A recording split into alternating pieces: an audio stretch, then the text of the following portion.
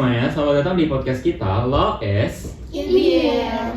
Jadi hari ini kita bakal bahas tema yang serius dan penting banget, yaitu tentang hak cipta konten digital di era artificial intelligence.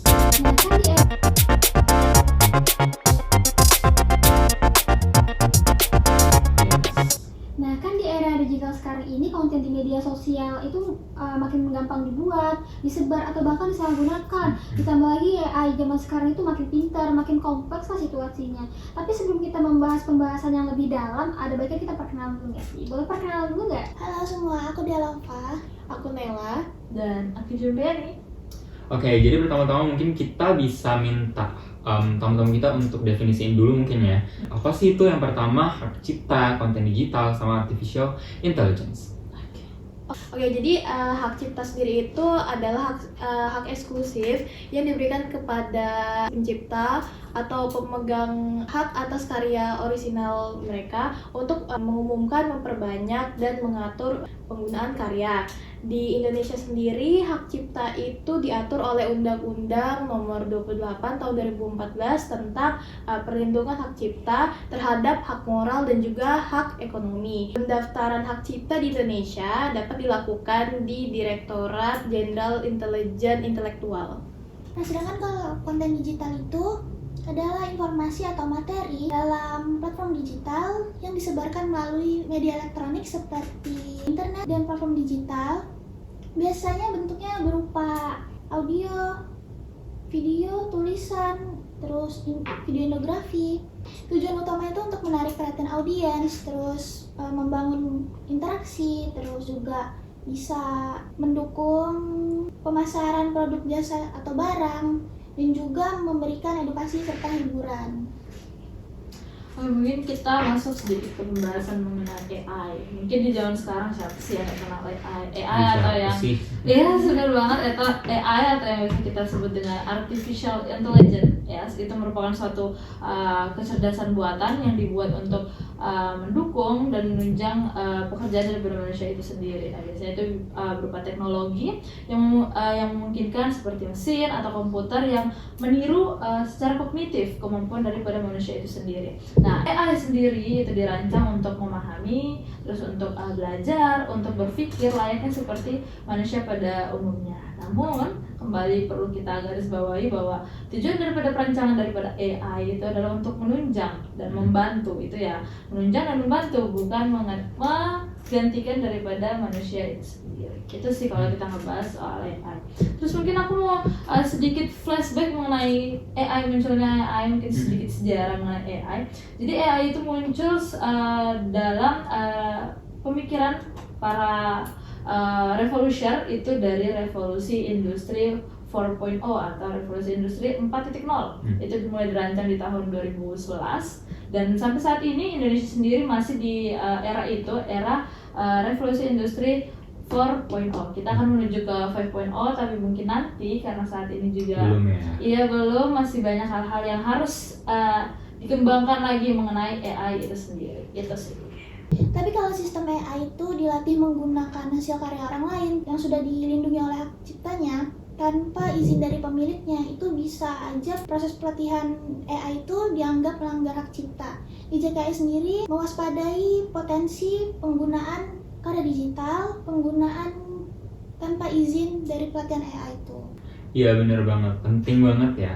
Concern-concern yang dijelaskan sama Dea tadi itu udah tepat sasaran, karena kalau AI dilatih menggunakan karya tanpa izin, bisa jadi terjadi pelanggaran hak cipta, baik itu secara ekonomi, tentang lisensi yang dimiliki oleh seorang artist, maupun moral atau harga diri pencipta itu sendiri. Dan juga sepengetahuan aku, selain menurut DJKI dan pihak lain, karya yang benar-benar dihasilkan oleh AI atau artificial intelligence itu yang merupakan tanpa sumbangsih kreativitas seorang manusia, itu mungkin nggak bisa dilindungi hak ciptanya secara penuh, karena ya penciptanya itu artificial intelligence atau AI, dan sejatinya AI itu tidak eksis dan tidak memiliki akal seperti manusia. Benar. Terus juga aku pernah baca penelitian akademik yang ada di Indonesia yang menjelaskan bahwa terjadi kekosongan hukum terkait karya AI. Karena undang-undang saat ini menyarankan adanya unsur manusia sebagai pencipta agar dapat perlindungan hak cipta. Kalau misalkan karya yang dihasilkan berdasarkan dari AI itu nggak ada campur tangan manusia, ya nggak ada hak ciptanya dong berarti. Iya benar. Oke, dari tadi kan kita udah bicarain hal-hal yang teoritis banget nih. Ada nggak sih menurut tamu-tamu yang ada datang hari ini tentang kasus-kasus urgent yang benar-benar sering banget terjadi dan kita temuin di era digitalisasi ini? Oke, jadi tuh sebenarnya banyak ya kasus nyatanya. Apalagi itu tuh biasa terjadi tuh lebih seringnya di perempuan, karena ya seperti yang kita tahu perempuan itu tuh rentan gitu untuk mendapatkan hal-hal objektifikasi. Ya seperti itu. Dan menurut saya di era sekarang itu tuh jadinya banyak banget orang-orang yang akhirnya jadi lebih takut gitu, terlebih lagi perempuan. Kita tuh jadinya semakin aware kalau misalkan kita tuh mau posting sesuatu nih, kita tuh jadinya lebih mikir kayak kira-kira foto ini udah pantas gak ya, atau bahkan sepantas apapun, bahkan jika kita tuh posting terus kita tuh cuma posting muka kita aja, itu pun juga bisa terjadinya hal-hal yang kayak gitu gitu. Jadi memang sebenarnya ya hal itu tuh bener-bener ngeri banget guys. Menyedihkan banget ya bagaimana seorang banyak sekali perempuan yang ada di sini kayak relate banget sama hal-hal kayak gitu kayak aduh. Kayak kalau mau posting sesuatu tuh kayak takut aman gak sih? Iya. Kayak gitu. Bener banget sih. Terus kalau kita ngeliat dari sisi hukumnya itu, foto yang mungkin seperti kata Arnella tadi, fotonya diambil, disebar tanpa izin daripada si penggunanya itu sendiri atau orang yang posting itu benar-benar yang bisa melanggar yang namanya hak cipta atau melanggar yang namanya privasi seseorang. Nah, apalagi kalau konten-konten yang tadi misal nih, Nella seperti yang Nella bilang tadi, ada orang nge-up foto, terus fotonya dijadikan salah satu konten dalam artian konten dewasa lah ya, eksplisit ya begitu ya, konten kayak gitu, itu kan kayak kasihan banget kepada korbannya. Sudahlah fotonya digunakan, sudahlah dia punya postingan digunakan, terus tuh nggak ada izin daripada dia, itu benar-benar nama baiknya dipertaruhkan. Aduh. Itu merugikan banget gitu kan ya. Itu sih salah satu daripada ngerinya daripada AI itu sekarang. Itu tuh mungkin teman-teman biasa nyebutnya deepfake. Iya. Deepfake. Terus beberapa bulan lalu kalau misalkan kalian tahu pemain-pemain timnas senior itu mereka speak up karena foto-foto mereka tuh digunakan diedit nggak senonoh. Misalnya kayak yang diedit fotonya jadi kayak pot bar sama perempuan tapi dalam pose yang senonoh. Jadi mereka marah dong. Kayak itu kan merugikan mereka. Iya betul banget. Terus seringkali korbannya itu banyak banget terjadi di misalnya kayak yang Linda bilang tadi, idol Korea, dan itu merupakan orang yang out of reach, masih nggak tahu nih batasan-batasan seseorang dalam mengonsumsi suatu foto dan media itu bagaimana gitu. Aku pernah baca beberapa kasus artis yang foto itu disebarkan tanpa izin dari pemilik fotonya ini. Walaupun nggak semua tentang kasus AI, tapi ini bisa jadi alarm kalau konten pribadi ini bisa disalahgunakan, bisa dimanfaatkan banget sama orang-orang yang nggak bertanggung jawab. Iya, dan juga kalau misalkan menurut aku ya, foto-foto itu dijadikan materi latihan untuk AI itu, misalnya kayak AI picture generative, dan itu bisa, menurut aku itu bisa jadi lebih parah lagi karena karya personal yang dipakai untuk bikin konten baru itu bisa disalahgunakan atau dikomersialkan tanpa adanya penyaluran kompensasi ke orang asli sebagai milik suara itu sendiri atau muka itu sendiri. Mungkin aku sedikit masuk kali ya, aku juga pernah dengar beberapa case gitu, cuman dia ini voice, jadi kayak suara, ya kan, suara doang. Jadi aku punya salah satu teman, kebetulan teman sekamarku juga, dia orang tuanya pernah jadi hampir menjadi korban. Untungnya sih enggak ya. Jadi itu kayak kalau kalian ingat kasusnya tahun 2023 atau 2024 terkait giveaway. Terkait giveaway yang pas itu atau orang tuanya temanku ini ditawarkan untuk umroh, kalau nggak salah ingat umroh gitu. Jadi dia ditelepon terus bilang, ih kakak dapat umroh nih kayak gini. Nah, lumayan nih. Iya benar banget, betul. Boleh nih kirim senilai segini buat uang administrasi, bahasanya kayak gitu. Nah itu kan kayak kalau kita ya sebagai Gen Z atau milenial itu pasti paham penipuan nih. Nah, nah kondisinya kebetulan ini kan orang tua ya, maksudnya ini kan aku punya teman, dia punya mama papanya kan bisa dibilang dari generasi X, generasi boomer ya, udah orang tua gitu. Dan untungnya sih di saat itu temanku juga bisa menghentikan gitu loh, karena dia paham oh ini nggak boleh. Jadi ada anaknya yang membantu orang tua itu supaya tidak terjebak ke dalam hal-hal kayak gitu, jadi nggak ada ruginya gitu loh gitu. Rentan banget ya, apalagi untuk orang tua Betul. yang kayak nggak ngerti nih pola-pola penipuan, apalagi dalam dunia digitalisasi Betul kayak banget. bisa nggak sih sebenarnya suara itu dipalsukan, Iya, bisa nggak sih sebenarnya orang itu menipu melewat telepon, bagaimana mekanismenya, mereka tidak tahu tentang hal itu dan mereka tidak memiliki kapabilitas di mana mereka terbiasa seperti kita. Iya benar banget. Apalagi tuh ibu-ibu Facebook, kalau misalnya kalian tahu mereka tuh sering banget tuh jadi korban. Biasanya kayak tuh ada biasanya dibikin video call. Iya. Iya sih memang. Rentan banget berarti ya. Biasanya juga pernah lewat tuh di reels IG aku kayak dia mirip banget, kayak bahkan aku bingung ini AI atau bukan, soalnya dia kayak bener-bener mempromosikan website yang ilegal dan itu jelas banget ilegal, tapi jelas banget itu kayak asli, kayak asli. Terus aku kayak mempertanyakan emangnya sebutuh duit apa gitu sampai dia menerima AdSense seperti itu gitu. Dari banget berarti ya. Ya. Oke, jadi aku boleh nanya nggak nih ke kalian semua, menurut kalian siapa sih yang paling rentan jadi korban dalam kasus kayak gini? Jadi semua orang itu tuh bisa banget kena, mau dari kalangan artis ataupun orang biasa kayak kita nih, mau tua, mau muda, mau perempuan, mau laki-laki, itu tuh semuanya bisa. Karena memang pada dasarnya AI pada zaman sekarang itu tuh udah secanggih itu gitu loh.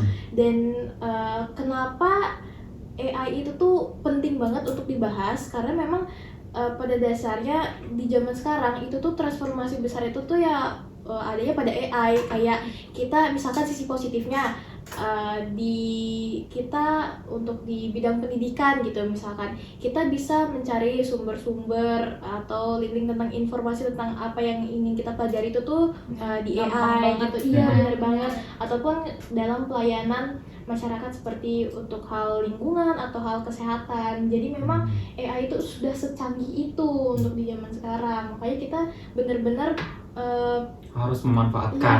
Tapi dalam Yeah. sisi itu juga kita harus aware terhadap kecerdasan AI, karena ya seperti yang di pembahasan kita ini hal-hal itu tuh bisa menjadi dampak buruk bagi kita. Kayak semisal kita tadi yang seperti saya sudah katakan sebelumnya, kita foto atau selfie terus disalahgunakan oleh orang lain, itu tuh dampak negatifnya benar-benar besar banget. Seperti itu tuh bisa untuk nama baik kita gitu, merusak nama baik dan juga mental kita. Mental kita pun juga bisa rusak karena itu. Karena kan pasti orang-orang tuh pada mikir, oh masa sih si contoh misalkan saya yang kena gitu kan, kayak oh masa Nela pernah melakukan hal ini, padahal itu tuh sebenarnya bukan benar-benar sakit saya gitu kan. Jadi memang benar-benar sebahaya itu. Dan kita tetap harus keep up, tapi kita tetap harus aware juga sama eksploitasi dan probabilitas yang bakal merugikan pengguna-pengguna kayak kita. Paham konsumsi aja sih, jadi kayak ketika udah tahu hal-hal kayak gini kan, misal kita Gen Z ya, kita paham banget masalah AI, jadi harus paham kayak ini batasan kamu gunakannya sampai segini doang gitu loh. Kalau lebih dari ini ya berarti kamu melanggar, berarti memang benar-benar harus ada hukum, kembali lagi harus ada hukum yang mengatur daripada penggunaan daripada AI itu sendiri. Berarti kuncinya di regulasi pemerintah. Betul. Nah, aku pernah baca di artikel Antara News kalau ada musisi Indonesia, termasuk musik tradisional itu, mereka memiliki rasa kekhawatiran kalau karya mereka itu dipakai untuk data latih AI tanpa izin dari mereka gitu. Dan undang-undang kita sendiri ini belum cukup kuat dalam mengatur hal itu gitu. Iya benar banget. Situasi ini menurut aku dan mungkin menurut teman-teman yang ada di sini juga alarming banget ya. Karena kayak artis seperti yang udah aku sebutin tadi, kayak musisi, pelukis, dan lain-lain itu bisa di-replace begitu aja karena dan kita juga kayak jadi kehilangan essence kita sebagai manusia yang naif dan terbuka akan ketidaksempurnaan gitu. Oke, kita udah ngomong panjang lebar banget dari regulasi, dari apa itu hak cipta, dari apa itu konten digital. Mungkin segini dulu podcast di segmen 1 ini. Makasih banyak yang udah datang. Makasih banyak.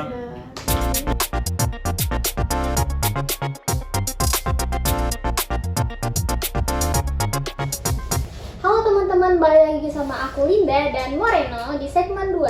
Kali ini kita akan ngebahas mengenai regulasi dan analisis bagaimana hukum di Indonesia menanggapi mengenai isu AI, hak cipta, dan juga konten digital. Sebelum kita bahas ke pembahasan yang lebih dalam, kita perkenalan dulu nggak sih, ada 3 kakak-kakak cantik yang ada di sini.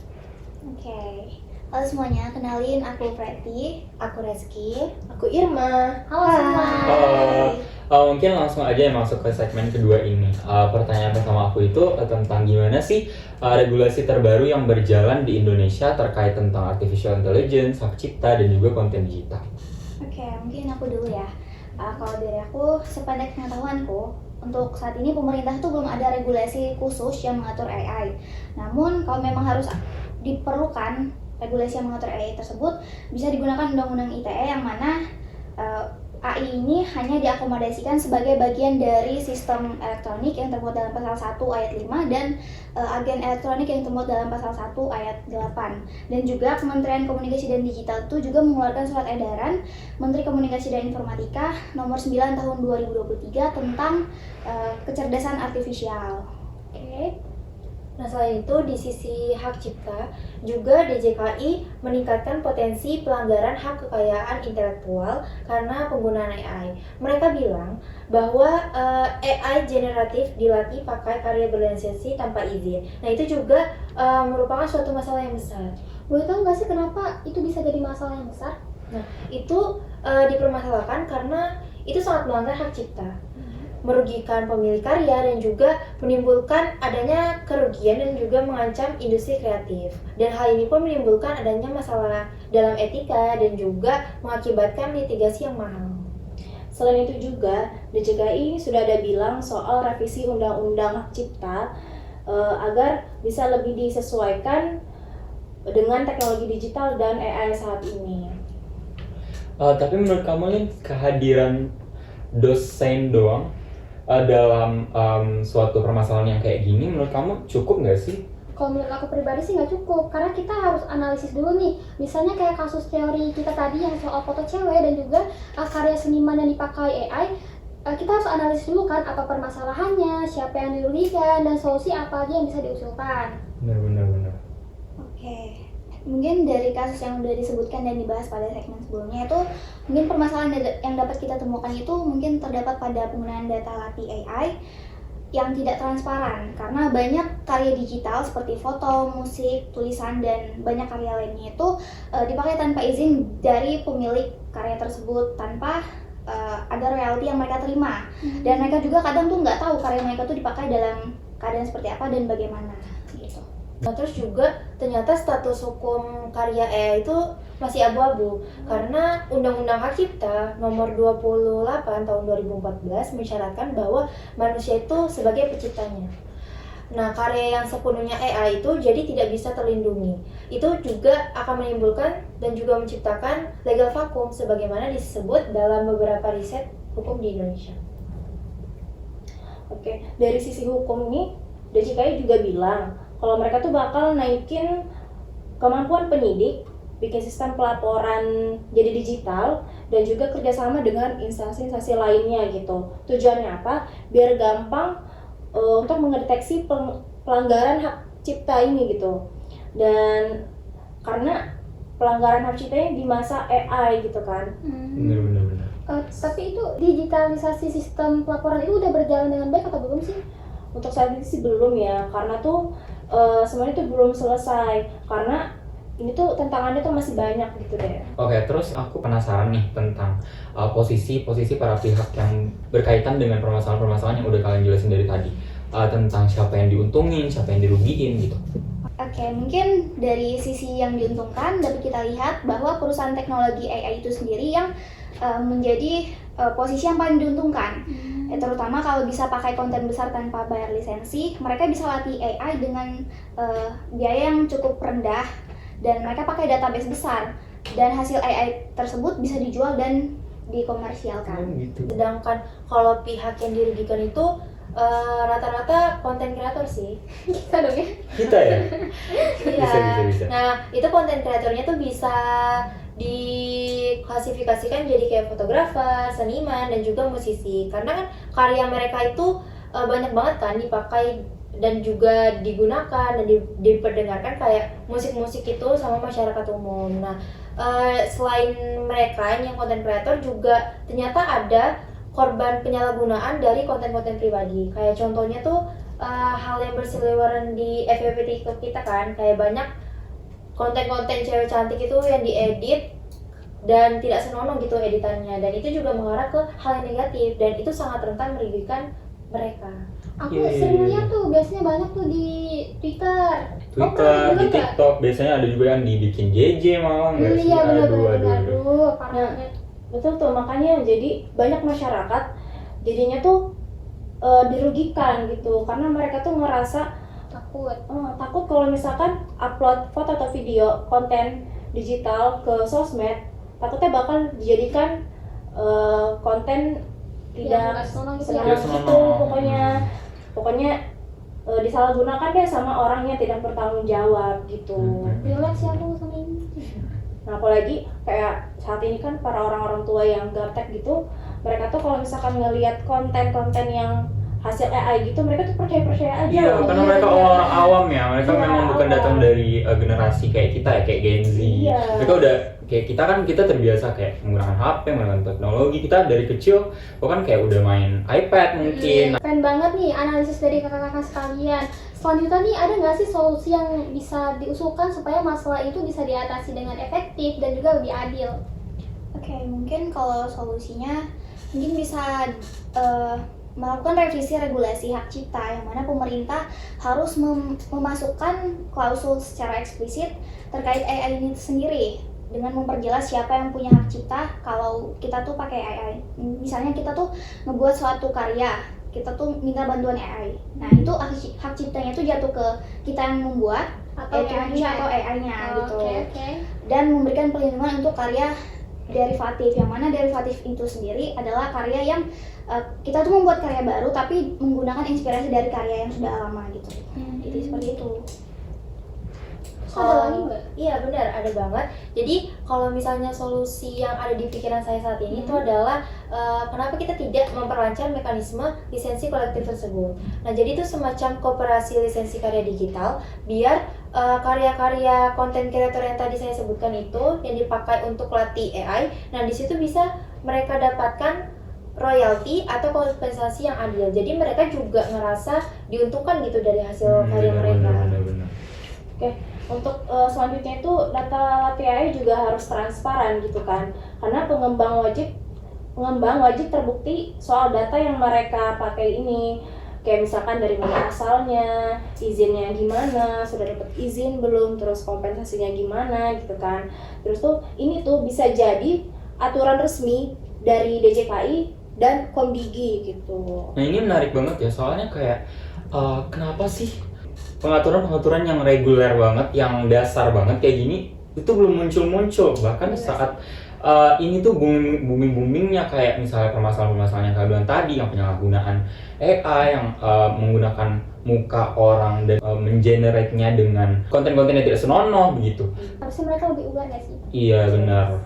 Akhirnya ada saran lain nggak dari kakak-kakak sekalian? Oke, mungkin aku mau nambahin sedikit terkait edukasi literasi kreator dan publik, yang mana kreator harus tahu risiko dan hak mereka.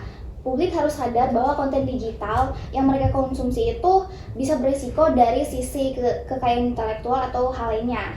Yang mana DJKI dan Komdigi juga bisa bekerja sama bikin kampanye literasi AI dan hak cipta. Gitu. Terus ada saran lain? Ya, mungkin kalau untuk saran atau solusi terakhir itu kita bisa lebih menegakkan hukum adaptifnya. Jadi, selain peningkatan kapasitas PPNS, mungkin kita juga perlu membentuk unit khusus AI, di mana di lembaga KI itu nanti akan mengawasi penggunaan AI dan juga akan mengawasi di mana pelanggaran-pelanggaran hak cipta yang tentunya sangat unik di era modern ini. Ih, keren banget nggak sih solusi-solusi dari kakak-kakak sekalian? Banget. Aku punya saran nih, kalau misalkan kita punya teman yang foto atau videonya diedit nggak senonoh, itu jangan disebarin nggak sih linknya? Benar, Iya, setuju. Karena kalau kita ikut minta link gitu, itu sama aja kita tuh bakal bantu nyebarin, Bener. bantu viralkan ya kan, bantu meramaikan. Jadi secara nggak langsung kita jadi pelaku juga nggak? Iya. Bener banget. Jadi pelaku juga, dan ini juga berhubungan sama segmen kita yang pertama tadi tentang bagaimana AI ini itu kompleks banget masalah-masalahnya. Ini bisa berpengaruh pada mentalnya, keluarganya, bagaimana kemudian society menilai seseorang dari konten-konten yang sudah tersebar luaskan di internet gitu kan. Oke, mungkin karena kita udah bahas cukup dalam banget nih, sebelum kita tutup, ada nggak sih pesan-pesan akhir dari kalian buat penonton-penonton? Oke, aku ada nih. Nah, untuk buat teman-teman di luar sana dan terutama kita yang di sini juga nih, aku mau pesankan pada kalian tuh jangan takut kalau bikin konten digital, tapi jangan juga cuek sama hak kalian, apalagi hak orang lain. Nah, pahami hak cipta, apalagi di era sekarang tuh kita lagi era AI kan. Nah, itu pahami AI juga, jangan pakai AI itu sembarangan gitu lah, karena banyak sesuatu yang bisa jadi masalah yang diakibatkan oleh AI tersebut. Jadi agar kalian bisa melindungi karya kalian sendiri dan juga karya orang lain. Setuju banget, dan juga pesan untuk konsumen konten, coba pikir 2 kali lagi sebelum kita share konten sensitif yang ada di media sosial, sebelum kita telaah dan cerna kembali. Karena seperti yang tadi kita bahas sebelumnya, penyebaran link-link yang orang-orang miliki itu kan itu adalah hak privasi mereka dan juga hak dirinya mereka sendiri, dan itu juga belum tentu itu legal dan itu sangatlah sensitif gitu. Dan juga sih harapan ya nih, pemerintah, pengembang AI dan kreator bisa kompak gitu, bikin biar inovasi makin maju gitu kan. Tapi tetap beretika dan fair gitu, nggak merugikan siapa-siapa. Susah ya, tapi semoga. Semoga pemerintah lebih aware gitu ya kan. Lebih aware dengan masalah-masalah yang mungkin kayak dikacangin sama mereka gitu ya. Harusnya ini jadi bare minimum pemerintah nggak sih? Iya, bare minimum harus banget. Iya, jadi paham-paham aja ya kan. Oke, kayaknya sekian dulu nggak sih podcast kita hari ini. Semoga podcast kali ini memberikan edukasi Iya dan juga benar, pembelajaran kepada teman-teman yang ada di rumah tentang AI, konten digital, dan juga hak cipta itu gimana. Sampai jumpa lagi di kesempatan-kesempatan berikutnya. Law is In the end. see you.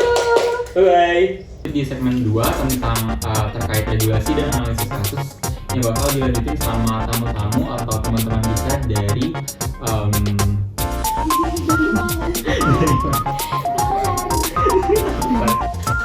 mana Jungnya?